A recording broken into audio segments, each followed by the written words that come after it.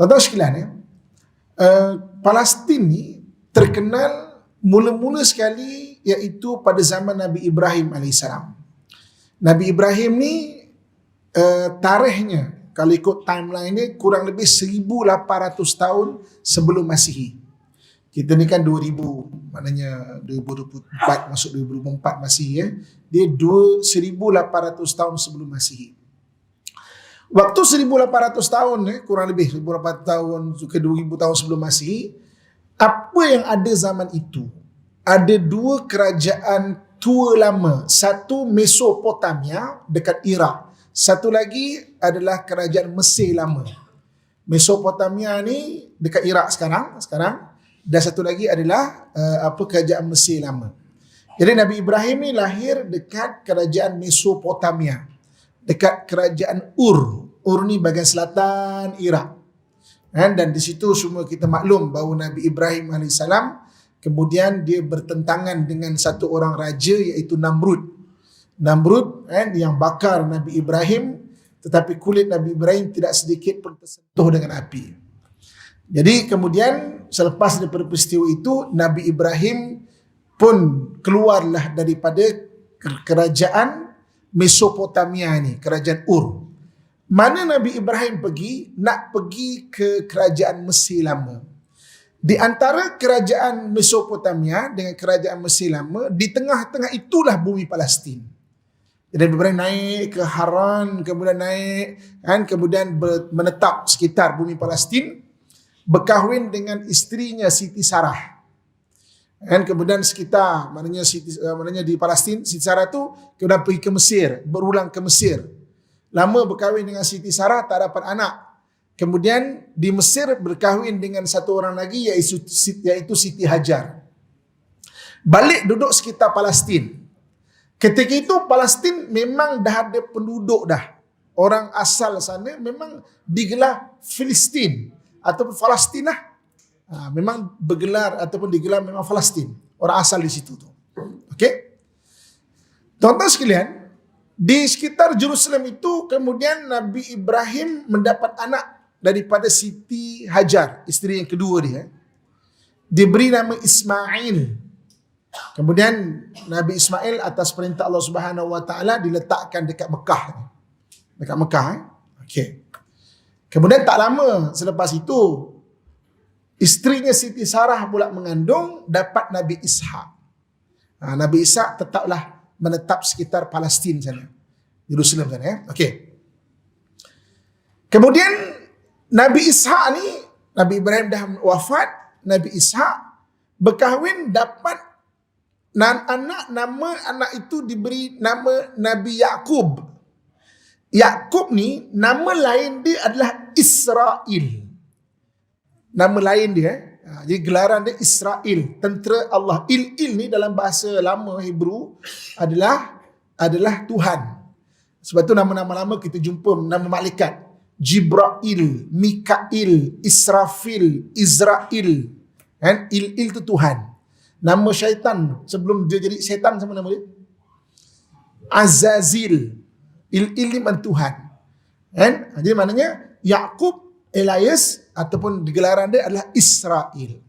Anak Nabi Yaqub ada 12 orang. 12 orang inilah akhirnya digelar sebagai anak-anak Nabi Yaqub ataupun anak-anak Israel.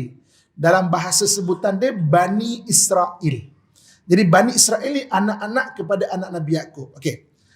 12 orang anak Nabi Yaqub ni, tuan-tuan sekalian, 12 orang anak Nabi Yaqub ni, salah satu orangnya dicemburui, iaitu Nabi Yusuf. Kecil lagi, dibuang di perigi, kita pun tahu. Kemudian dibawa, jumpa oleh pedagang, dibawa ke Mesir. Dijual di Mesir sebagai hamba, tapi dibeli oleh maknanya keluarga menteri waktu tu. Membesar dia keluarga menteri. Di Mesir, Mesir tu jauh juga ke bawah lagi. Mesir kan, ingat tak, dari kerajaan Mesopotamia dan kerajaan Mesir lama kan. So dibawa ke Mesir lah, macam bandar besar lah ketika itu. Ketika berada di Mesir, makin besar Nabi Yusuf ni terkenal dengan sangat cantik. Akhirnya dia terfitnah dan maknanya dipenjarakan. Ketika dipenjarakan, Raja Mesir dapat mimpi. Surah Yusuf, kita baca surah Yusuf. Dia dapat mimpi macam mana negara itu, dia dapat mimpi 7 ekor lembu yang gemuk memakan 7 ekor lembu yang gemuk dimakan oleh 7 ekor lembu yang kurus kering. Dan dia melihat 7 tangkai yang subur dengan 7 tangkai yang kering. Maka pendekkan cerita, Nabi Yusuf mentafsirkan mimpi raja itu. Maka perkataan Nabi Yusuf, kita akan melalui 7 tahun yang sangat subur, tapi jangan rasa selesa, buat gudang banyak-banyak, simpan. Food security, simpan. Sebab lepas 7 tahun tu kering sangat. Apa benda pun tak ada. Betul, 7 tahun pertama bukan main subur lagi. 7 tahun berikutnya kering. Tapi sebab negeri Mesir dah buat persediaan, negeri-negeri sekitar Mesir tak buat persediaan, sebab tak tahu cerita ni, mereka pun minta bantuan kepada Mesir. Termasuk adik-beradiknya Nabi Yusuf dekat sekitar Palestin tu. Jadi akhirnya, mempendekkan cerita, dia pun minta bantuan. Kemudian Nabi Yusuf akhirnya minta semua ahli keluarga dia, Bani Israel tadi, pindah daripada sekitar, duduk bersama-sama orang Palestin dekat Palestin tu, pergi ke Mesir. Bermulalah orang Israel, Bani Israel duduk di Mesir. Bermula duduk di Mesir. Palestin tetap Palestin. Dia bukan bandar yang glamour. Bandar glamour Mesir dan Mesopotamia, dua ni. Tuan-tuan muslimin dan muslimat rahmatullah sekalian. Okay? Jadi orang Palestin dekat Palestin hidup macam biasalah. Dia hidup biasa-biasa je. Dia bandar yang bukan terkenal, tapi laluan antara dua kerajaan besar, Mesopotamia dan juga Mesir. Mesti melalui Palestin. Jadi kalau tuan-tuan tengok daripada Iraq nak pergi ke Mesir, mesti lalu Gaza. Mesti lalu situ. Itulah. Mesti lalu Palestin, mesti lalu Gaza. Itu memang tempat utama menghubungkan antara benua Afrika dan juga benua Asia. Maknanya Iraq kan dekat Asia, lepas tu belah kita. Mesir ni dekat benua Afrika. Tengah-tengah itu memang Palestin. Maknanya sebelum wujudnya kapal terbang, itulah satu-satunya jalan. Sebab itu Salahuddin Al-Ayyubi kata, siapa yang boleh tawan Palestin, maka dia boleh menawan dunia. Memang betul ketika itu. Sebab itu penghubung kepada dua benua. Okay? Muslimin dan muslimat rahmatullah sekalian. Okay. Nabi Ibrahim tadi berapa dia punya tarikh ni? 1800 tahun sebelum Masihi. Okay. Nabi Musa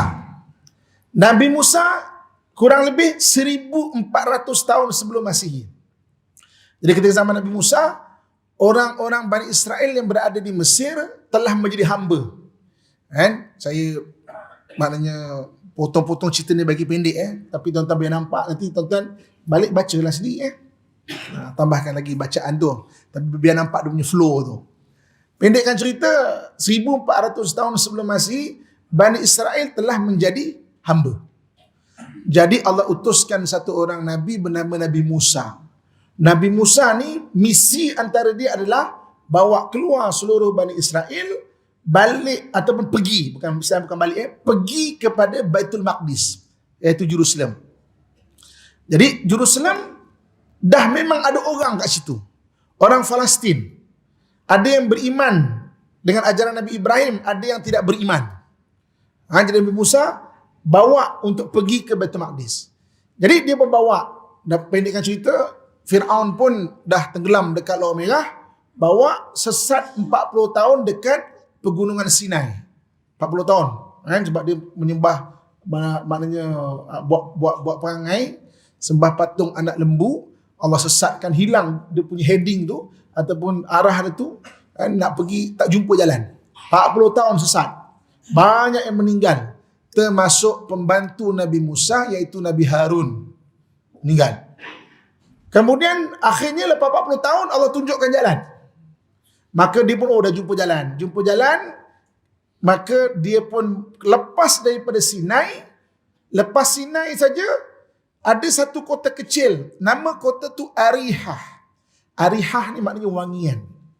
Dalam versi bahasa Inggeris dia panggil Jericho. Arihah Jericho. Jadi dekat Jericho ni dia nak pergi Baitul Maqdis ni, dekat Jericho ni, dia